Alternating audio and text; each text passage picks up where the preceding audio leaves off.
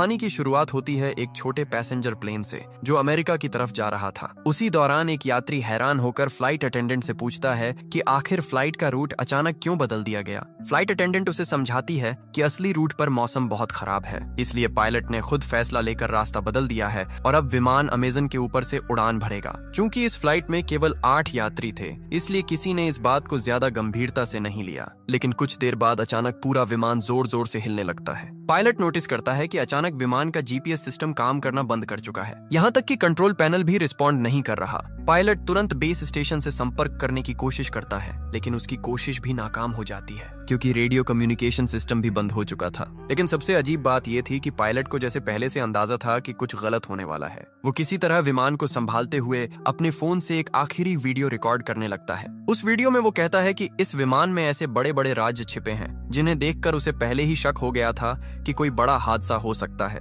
अब विमान तेजी से नीचे गिरने लगता है। सामने घना जंगल और ऊंचे पहाड़ दिखाई दे रहे थे। पायलट किसी तरह पेड़ों की शाखाओं का इस्तेमाल करके विमान की स्पीड कम करने की कोशिश करता है ताकि क्रैश का असर थोड़ा कम हो जाए। कई किलोमीटर तक घसीटने के बाद आखिरकार विमान रुक जाता है। यहाँ मौजूद लगभग सभी यात्री जिंदा बच जाते हैं, लेकिन फ्लाइट अटेंडेंट जिसने सीट बेल्ट नहीं पहनी थी वो मौके पर ही मर जाती है। अब सभी यात्री घबराकर एक दूसरे से चर्चा करने लगते हैं कि आखिर अब उन्हें क्या करना चाहिए। वो लोग पहले ये कंफर्म करते हैं कि फ्लाइट अटेंडेंट के अलावा किसी को कोई गंभीर चोट नहीं आई। इसके बाद 2 यात्री जल्दी से कॉकपिट में जाकर पायलट की हालत देखने लगते हैं, लेकिन वहाँ का दृश्य देखकर वो दंग रह जाते हैं। कुछ पेड़ों की बड़ी शाखाएं पायलट के सीने के आर पार हो चुकी थीं, फिर भी वो किसी तरह जिंदा था। दोनों यात्री धीरे धीरे सीट हटाने की कोशिश करते हैं ताकि पायलट ठीक से सांस ले सके। तभी अचानक विमान के बाहर आग लगने की आवाज आती है। सभी यात्री तुरंत विमान से बाहर निकल जाते हैं और आग बुझाने की कोशिश करने लगते हैं, क्योंकि अगर पूरा विमान जल गया तो रेस्क्यू टीम आने तक वो लोग रहेंगे कहाँ। कुछ समय बाद हालात थोड़े शांत होते हैं। अब सभी 8 यात्री एक साथ बैठकर समझने की कोशिश करते हैं क्या आखिर रूट बदलने के बाद वो अमेज़न के किस हिस्से में आ गए।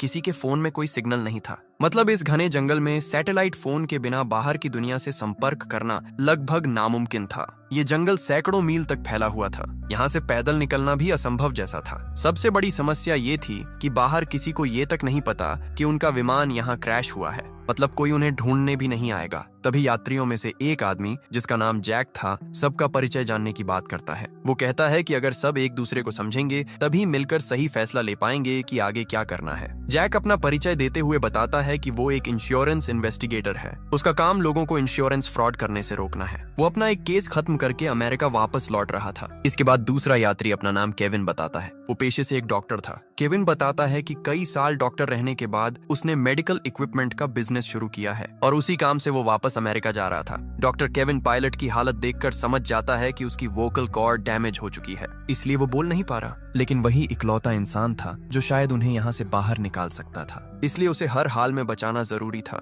इसके बाद तीसरी यात्री अपना नाम क्रिस्टी बताती है। वो कहती है कि उसे दुनिया घूमना पसंद है और वो अपने ट्रैवल वीडियो सोशल मीडिया पर पोस्ट करती है, लेकिन जब उससे उसके अतीत के बारे में पूछा जाता है तो वो कुछ भी बताने से मना कर देती है। चौथा यात्री था कार्लोस। वो एक रेसलर था और मूल रूप से मेक्सिको का रहने वाला था। वो एक फाइटिंग प्रतियोगिता में हिस्सा लेने अमेरिका जा रहा था। इसके बाद एक युवा कपल अपना परिचय देता है। उनका नाम था डैनी और एमी। वो बताते हैं कि उनकी हाल ही में शादी हुई है और वो हनीमून के लिए अमेरिका जा रहे थे। आखिर में बचते हैं एक मिडिल एज कपल, डेविड और लीसा। वो अमेरिका के एक छोटे शहर में होटल चलाते थे, लेकिन डेविड की हार्ट सर्जरी के लिए वो बाहर जा रहे थे। इस तरह सभी लोग एक दूसरे के बारे में थोड़ा बहुत जान लेते हैं। अब उनके साथ था घायल पायलट जो बोलने की हालत में नहीं था। तभी जैक सबको सुझाव देता है कि सबसे पहले विमान में बचा सारा खाना और पानी इकट्ठा करके राशन की तरह बांटना चाहिए, ताकि उन्हें पता चल सके कि वो कितने दिन तक जिंदा रह सकते हैं। वो लोग चेक करते हैं और पता चलता है कि खाना और पानी ज्यादा से ज्यादा 3 दिन तक चल सकता है। इसके बाद जैक कहता है कि अगर बारिश या तूफान आया तो उन्हें विमान के अंदर शरण लेनी पड़ सकती है, इसलिए फ्लाइट अटेंडेंट की बॉडी को बाहर कहीं दूर रखना होगा ताकि विमान के अंदर जगह बनी रहे। सभी लोग मिलकर ये छोटे छोटे काम खत्म करते हैं। अब उनके सामने सबसे बड़ा सवाल था यहाँ से बाहर कैसे निकला जाए। अब जैक और बाकी सभी घायल पायलट के पास जाकर उससे पूछते हैं कि क्या विमान में कोई सैटेलाइट फोन मौजूद है जिससे वो बाहर मदद के लिए संपर्क कर सकें। साथ ही वो ये भी जानना चाहते थे कि आखिर विमान अपने असली रूट से हटकर इस जंगल में कैसे आ गया और बिना किसी खराब मौसम के अचानक क्रैश कैसे हो गया। पायलट कुछ बोलने की कोशिश करता है। ऐसा लग रहा था जैसे वो कोई बड़ा राज जानता हो, लेकिन बोल ना पाने की वजह से वो कुछ भी बता नहीं पाता। तभी जैक कहता है कि चूंकि केविन एक डॉक्टर है इसलिए उसे पायलट का इलाज करना चाहिए, लेकिन केविन तुरंत मना कर देता है। वो कहता है कि पायलट को बचाने के लिए सर्जरी करनी पड़ेगी और इस जंगल में उसके पास ना तो सही मेडिकल उपकरण है और ना ही दवाइयां। अगर वो अभी सर्जरी करेगा तो शायद पायलट और जल्दी मर जाएगा। इसलिए सभी फैसला करते हैं कि फिलहाल पायलट के ठीक होने का इंतजार करना ही बेहतर होगा। उधर लीसा विमान से खाना निकालकर सभी में थोड़ा थोड़ा बांट देती है। खाना खाने के बाद सभी लोग उम्मीद करने लगते हैं कि शायद वो यहाँ से बाहर निकल पाएंगे। तभी क्रिस्टी पास के एक ऊंचे पहाड़ की तरफ देखते हुए कहती है कि शायद अगर वो लोग ऊपर चढ़ जाएं तो किसी फोन में सिग्नल आ सकता है, इसलिए उन्हें वहां जाकर कोशिश करनी चाहिए। लेकिन तब तक शाम हो चुकी थी, इसलिए सभी तय करते हैं कि अगली सुबह वो पहाड़ की तरफ जाएंगे। तभी पायलट की हालत अचानक और खराब होने लगती है, यहाँ तक कि केविन जो अब तक कुछ नहीं कर रहा था वो भी समझ जाता है कि अगर कुछ नहीं किया गया तो पायलट वैसे ही मर जाएगा। इसलिए वो रिस्क लेने का फैसला करता है। केविन कहता है कि वो इसी हालत में किसी तरह पायलट की सर्जरी करने की कोशिश करेगा। अब वो बचेगा या नहीं ये उसकी किस्मत पर निर्भर करेगा। केविन की बात मानकर बाकी लोग विमान से जरूरत का सामान ढूंढ कर लाते हैं। वो लोग एक सब्जी काटने वाला चाकू, शराब और बाकी छोटी मोटी चीजें इकट्ठा करते हैं जो सर्जरी में काम आ सकती थीं। अब डॉक्टर केविन बिना एनेस्थीसिया के सर्जरी शुरू करता है। दर्द की वजह से पायलट बुरी तरह तड़पने लगता है, लेकिन सौभाग्य से सर्जरी उम्मीद से बेहतर होती है। सर्जरी खत्म होने के बाद केविन बताता है कि अगर पायलट रात भर आराम करे तो शायद सुबह तक उसकी हालत बेहतर हो जाएगी। लेकिन किसी को अंदाजा नहीं था कि रात में उनके साथ क्या होने वाला है। रात के समय जब सभी लोग बाहर सो रहे थे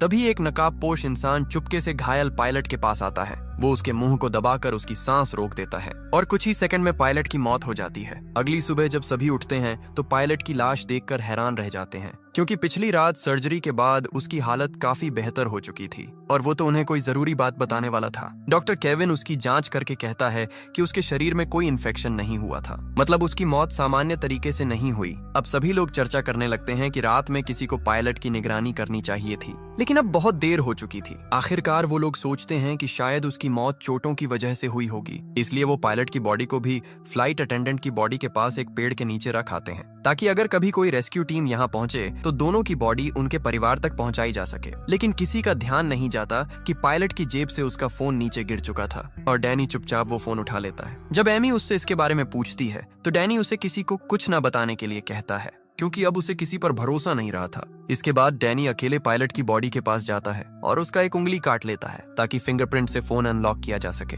उधर मिडिल एज कपल डेविड और लीसा आपस में बात कर रहे होते हैं। लीसा अपने पति से कहती है कि उसे नहीं लगता पायलट की मौत सामान्य थी। वो पहले एक अस्पताल में नर्स रह चुकी थी और उसने एक बार एक मरीज को दम घुटने से मरते देखा था। लीसा बताती है कि पायलट का चेहरा भी उसी मरीज की तरह काला पड़ गया था, मतलब किसी ने जानबूझकर उसकी सांस रोकी थी। लेकिन उसने ये बात बाकी लोगों को नहीं बताई, क्योंकि साफ था कि उन 8 लोगों में से ही कोई एक कातिल था। डेविड हैरान होकर पूछता है कि आखिर कोई यात्री पायलट को क्यों मारेगा, लेकिन लीसा कहती है कि अब उन्हें ये पता लगाना होगा और अब से उन्हें बहुत सावधान रहना होगा। उन्हें खुद के अलावा किसी पर भरोसा नहीं करना चाहिए। इसी दौरान लीसा को अचानक महसूस होता है कि कोई उनकी बातें सुन रहा है, इसलिए वो तुरंत बात करना बंद कर देती है। उधर ट्रैवलर क्रिस्टी एमी के पास आकर कहती है कि उसे पता है कि डैनी और एमी असल में हनीमून पर नहीं जा रहे। अब एमी सच बता देती है। वो कहती है कि वो एक अमीर बिजनेसमैन की बेटी है और डैनी उसके घर का ड्राइवर था, लेकिन दोनों एक दूसरे से प्यार करने लगे और जब उन्हें लगा कि उनका परिवार इस रिश्ते को कभी स्वीकार नहीं करेगा तब दोनों घर छोड़कर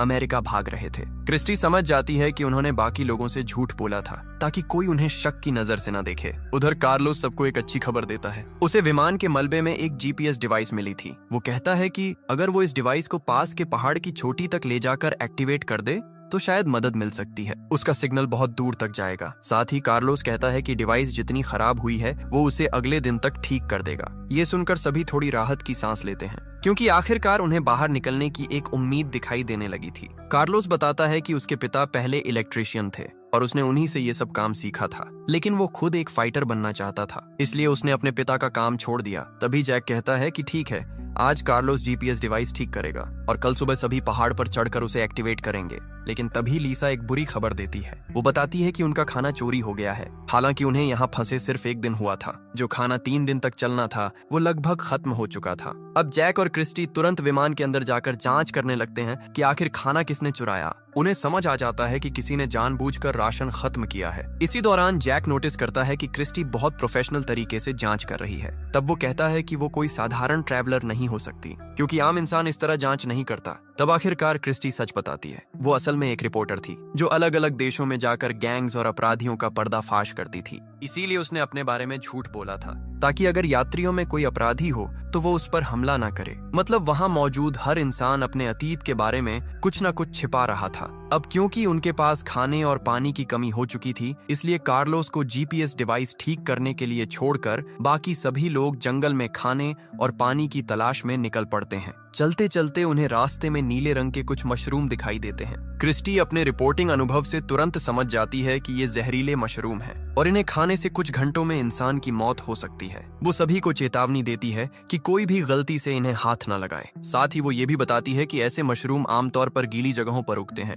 मतलब आसपास कहीं पानी का बड़ा स्रोत जरूर होगा। थोड़ा आगे बढ़ने पर उन्हें सच में एक तालाब मिल जाता है, लेकिन वहाँ का पानी साफ नहीं था, इसलिए उसे पीने लायक बनाने का तरीका ढूंढना जरूरी था। तभी अचानक पीछे से गोली चलने की आवाज आती है। सभी लोग डरकर पीछे दौड़ते हैं। वहाँ पहुंचकर वो देखते हैं कि डेविड ने अपनी बंदूक से एक बंदर का शिकार किया है, ताकि वो लोग उसे खाकर अपना पेट भर सकें। असल में डेविड और लीसा के पास एक बंदूक थी जिसके बारे में उन्होंने किसी को नहीं बताया था। लीसा कहती है कि वो लोग किसी को डराना नहीं चाहते थे, इसलिए उन्होंने ये बात छुपाई। अब डेविड के शिकार किए हुए बंदर को पकाकर सभी लोग रात का खाना खाते हैं। उधर क्रिस्टी और जैक मिलकर तालाब के पानी को साफ करने का तरीका भी निकाल लेते हैं। इस तरह कम से कम आज के लिए खाने और पानी की समस्या खत्म हो जाती है। लेकिन एमी बंदर का मांस नहीं खा पाती, इसलिए उसका हिस्सा खराब ना हो इसके लिए डेविड खुद उसका खाना भी खा लेता है। खाना खत्म होने के बाद जैक सभी से पूछता है कि क्या किसी और के पास भी डेविड और लीसा की तरह कोई खतरनाक चीज छुपी हुई है, क्योंकि अब हर किसी को सब कुछ जानने का हक था। तब कार्लोस अपना बैग खोलकर दिखाता है। उसके पास सिर्फ उसका फाइटिंग मास्क था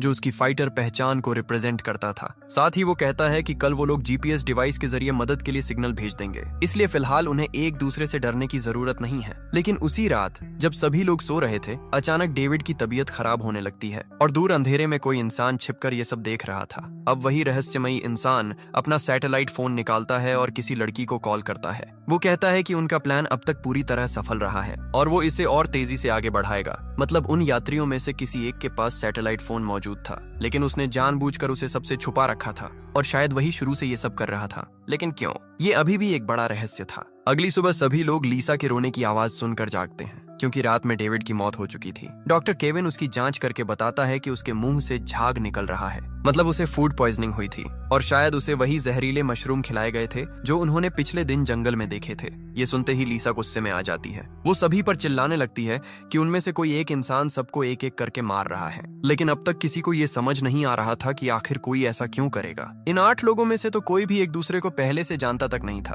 तब लीसा सभी को बताती है कि पायलट की मौत भी सामान्य नहीं थी। उसे उसी समय समझ आ गया था कि किसी ने जानबूझकर उसका दम घोंटा था, लेकिन उसने उस वक्त कुछ नहीं कहा ताकि सभी लोग आपस में लड़ने न लगे। अब लीसा को याद आता है कि उसने ये सारी बातें डेविड को बताई थीं और उसी दौरान उसे महसूस हुआ था कि कोई उनकी बातें सुन रहा था। मतलब जिसने उनकी बातें सुनी उसी ने बाद में डेविड को निशाना बनाया, क्योंकि डेविड सच के करीब पहुंच चुका था। अब सभी को समझ आने लगता है कि जब उन्होंने जंगल में जहरीले मशरूम देखे थे, तब किसी ने चुपके से कुछ मशरूम उठा लिए थे और रात में उन्हें डेविड के खाने में मिला दिया। सबसे डरावनी बात ये थी कि डेविड ने एमी का खाना भी खाया था, मतलब शायद असली निशाना एमी थी। अब वहाँ मौजूद हर इंसान डर जाता है, क्योंकि अगर उनमें से कोई एक कातिल है तो हर किसी की जान खतरे में थी। ऊपर से विमान का अचानक क्रैश होना, फिर एक एक करके लोगों का मरना, ये सब साफ इशारा कर रहा था कि ये कोई हादसा नहीं बल्कि पहले से बनाई गई योजना थी। अब सभी लोग अलग अलग रहने लगते हैं, क्योंकि कोई भी किसी पर भरोसा नहीं कर पा रहा था। उधर डैनी एमी को पायलट का फोन दिखाता है जिसे उसने पहले छुपा लिया था।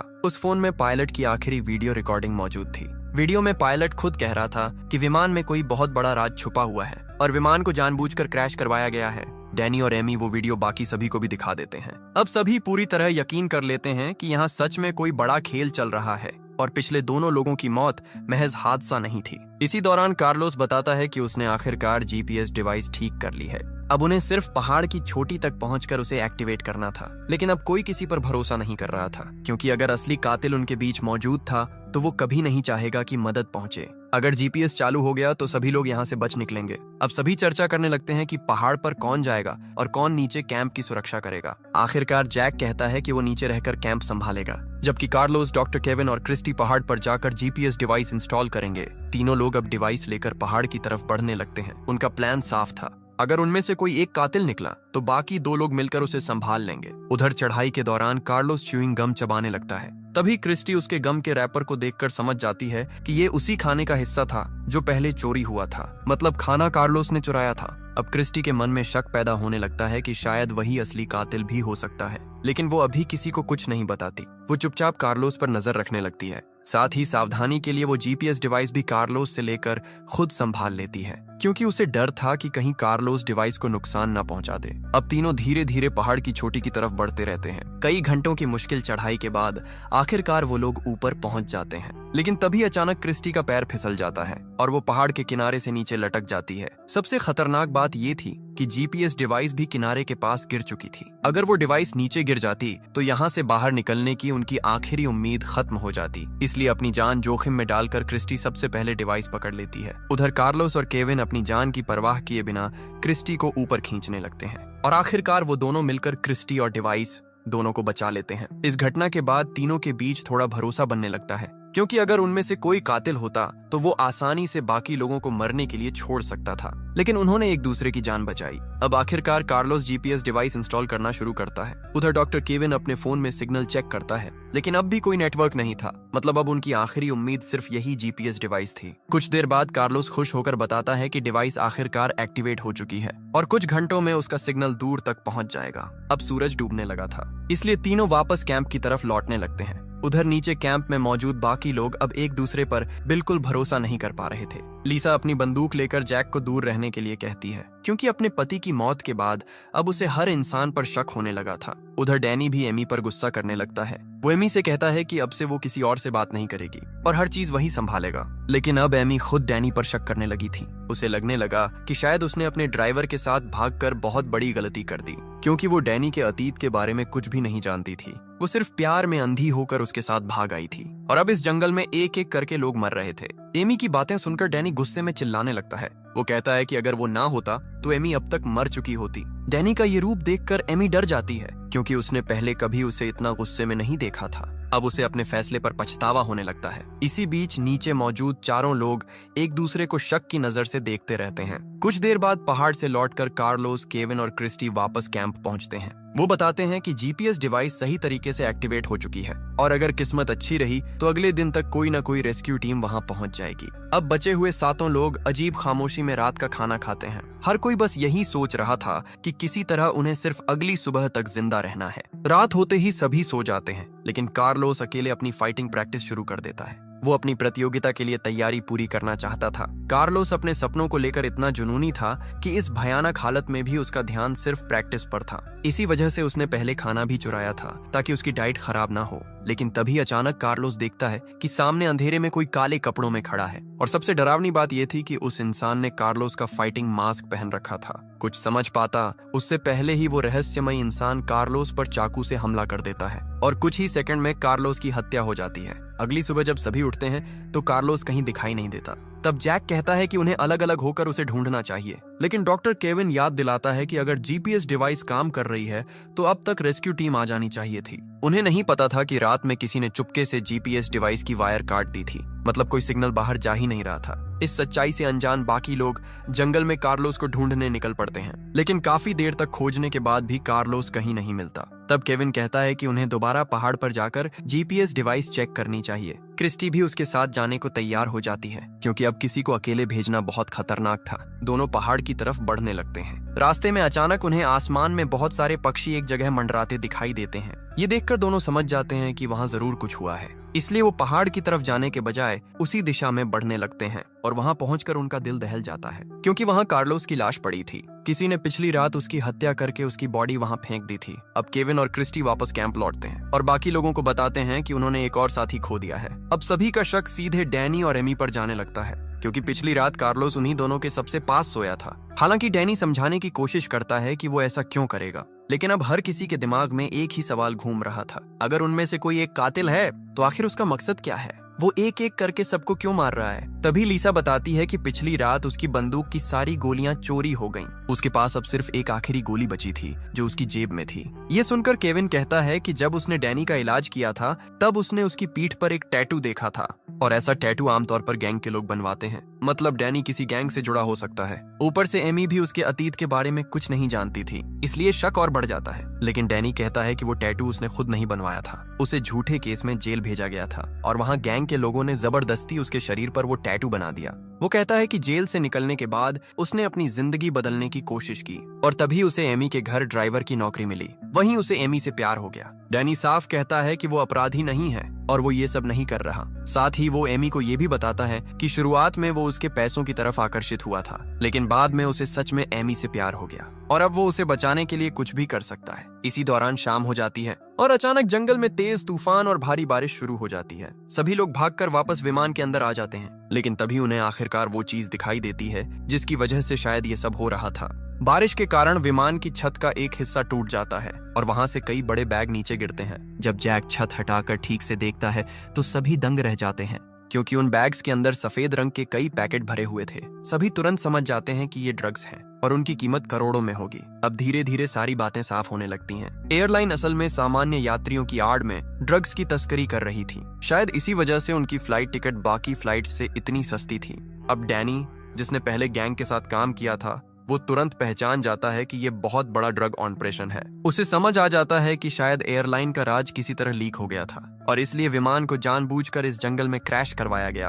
अब सभी ये समझ जाते हैं कि उनके बीच मौजूद कातिल शायद इन ड्रग्स पर कब्जा करना चाहता था, लेकिन फिर भी कई सवाल बाकी थे। अगर मकसद सिर्फ ड्रग्स हासिल करना था तो फिर बाकी लोगों को मारने की क्या जरूरत थी? इसी बीच अचानक एमी डरकर विमान से बाहर भाग जाती है। उसे लगता है कि जिसने भी ये सब किया है वो अब उन्हें भी मार देगा। तब डैनी तुरंत उसके पीछे भागता है। उधर केविन कहता है कि किसी को अकेले बाहर नहीं जाना चाहिए। इसके बाद लिसा भी बंदूक लेकर एमी को ढूंढने बाहर निकलती है। बाहर तेज बारिश और तूफान की वजह से कुछ भी साफ सुनाई नहीं दे रहा था। लिसा जंगल में एमी को ढूंढ रही होती है, तभी पीछे से वही रहस्यमयी कातिल उस पर हमला कर देता है। वो चाकू से लिसा पर कई वार करता है। मरने से पहले लिसा उसकी नकाब हटाने की कोशिश करती है ताकि उसका चेहरा देख सके, लेकिन वो सफल नहीं हो पाती और कुछ ही पलों में लिसा की भी मौत हो जाती है। अगली सुबह जब बाकी लोग लिसा की लाश देखते हैं तो सभी पूरी तरह टूट जाते हैं। उन्होंने लाख कोशिश की, लेकिन कातिल बार बार किसी न किसी को मार रहा था। अब वहां मौजूद हर इंसान दूसरे पर शक करने लगता है, लेकिन किसी के पास कोई पक्का सबूत नहीं था।